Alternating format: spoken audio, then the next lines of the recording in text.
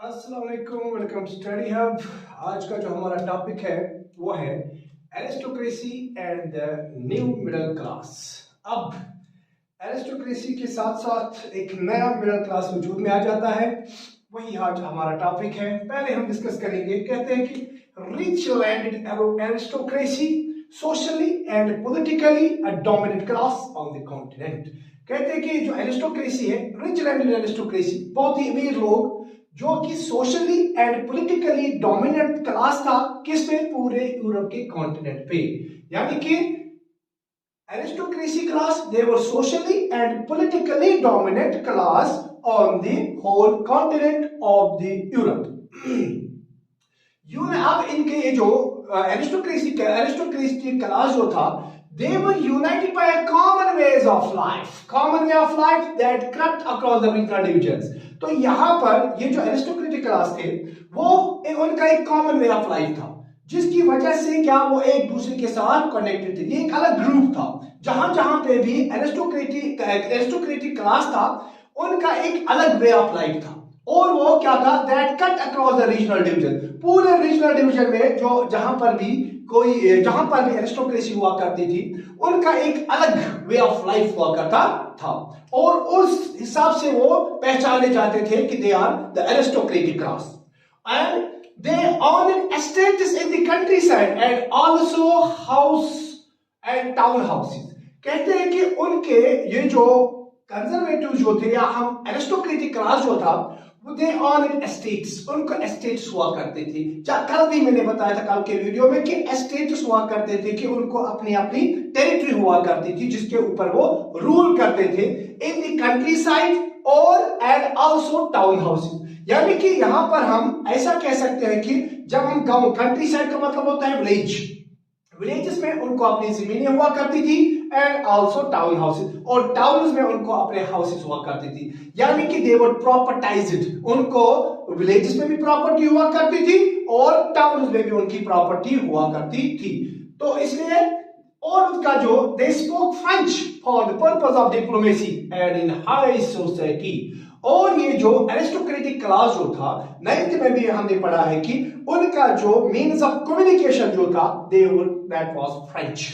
वो एक दूसरे के साथ फ्रेंच स्पीक करते थे for the purpose of diplomacy, एक दूसरे के साथ रिलेशंस बढ़ाने के लिए।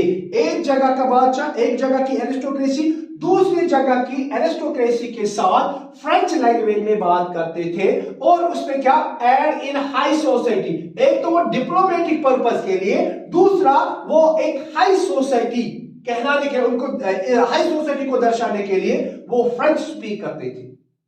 उसके अलावा the powerful aristocracy was however numerically a small group. जब हम उनकी बात करेंगे न्यूमेरिकली, अगर हम नंबर्स की बात करेंगे, ये जो पावरफुल एरिस्टोक्रेसी थी, उनका जो नंबर था कम था। यानी कि दे वर स्मॉल इन नंबर्स, वो कम थे न्यूमेरिकली, वो कम थे नंबर्स में। यानी कि जब हम गिनती के हिसाब से देखेंगे, उनका जो संख्या थी, उनकी जो पॉपुलेशन थी, कम थी। किनकी? एरिस्टोक्रेसी की। तो यहां पर देन क्वेश्चन अराइज होता है, sir who are in majority, then कौन लोग थे मेजॉरिटी में?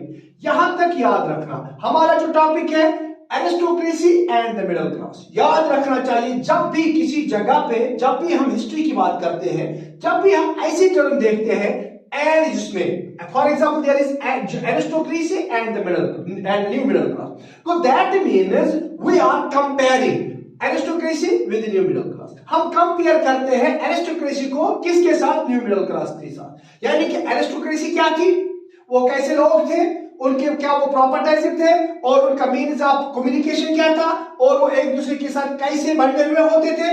और इसके अलावा यही हम, मतलब यहां पर यही पहले मैंने लिखा है कि हमने पहले किसको? एरिस्टोक्रेसी को यहां पे एक्सप्लेन किया है, एरिस्टोक्रेसी क्या थी, किनको हम एरिस्टोक्रेट्स कहते हैं।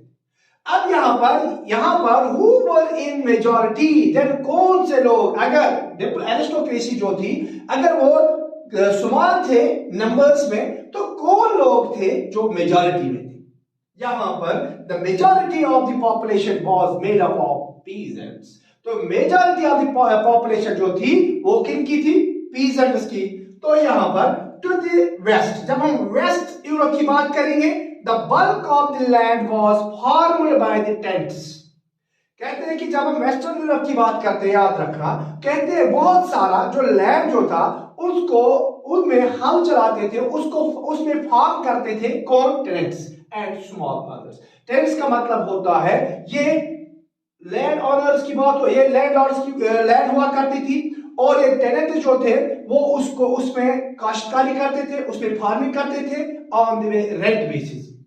रेंट बेसिस वो उनको रेंट देते थे। फॉर एग्जांपल किसी ने 2, 4, 5, 10 कनाल लिए और उसको उसके हिसाब से क्या भरना पड़ता था? रेंट भरना पड़ता था। और वहां पर ये यहाँ पर वेस्टर्न यूरोप की जो बात करते हैं, ज्यादातर जमीनें जो थी वो फॉर्म की जाती थी टेंट्स की ओर, एंड थोड़े से स्मॉल ओनर्स, और किसी के पास छोटी छोटी जमीन थी जो उनकी अपनी हुआ करती थी। बाकी जो थे, बाकी टेनेंट्स थे, उनको लैंडलॉर्ड्स को रेंट देना पड़ता था उसमें फॉर्म करने के लिए।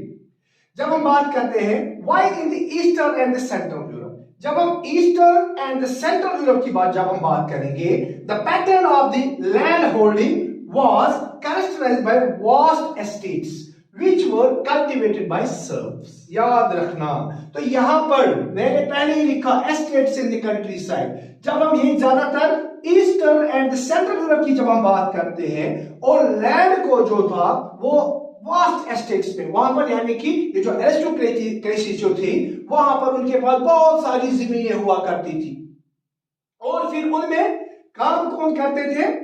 which was cultivated by the serfs। उनमें काम करते थे सर्फ्स। सर्फ्स वो लोग हुआ करते थे, उनको वो एक तरह के गुलाम बनाए जाते थे, उनको बनाते थे और फिर अपने इस लैंड में काम करवाते थे और फिर थोड़ा सा पैसा देते थे, और ये इनको हम